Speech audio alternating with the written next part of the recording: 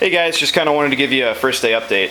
After doing some thinking about it, when you're replacing active electronics from a guitar that was originally equipped with passive electronics, you can't just pull the pickups out and go right back. These potentiometers right here are active. There's a 9-volt circuit loaded on all this stuff, including the input jack. And I don't know if you've ever worked in a Strat before, but basically, instead of like on a Les Paul or an RG, or most guitars have a what's called a control cavity in the back where you can access the electronics. Everything in a Stratocaster is loaded right into the pickguard.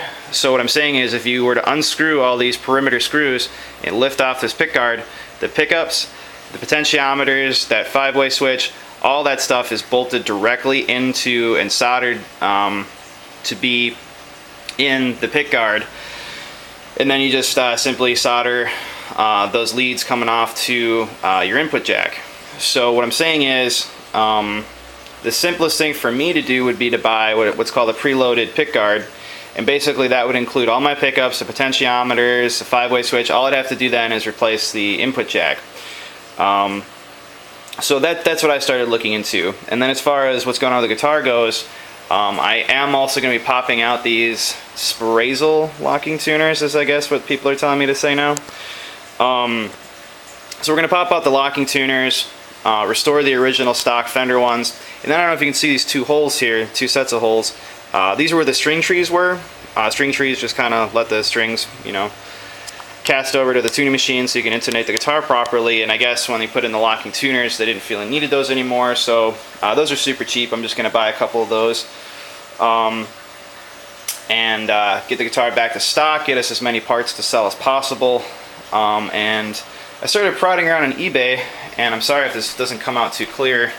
I know looking through a camera can kind of be crappy sometimes, but here's what I found. They have these loaded pickguards.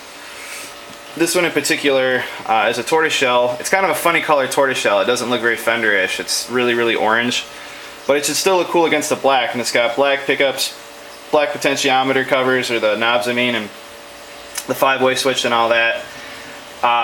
And for our purposes, I think this will work out pretty darn well. If the guy wants to replace the pickups with something a lot more high-end, he can do that himself. But we're selling this as a used Strat, which, that's just kind of the deal. And here's the kicker.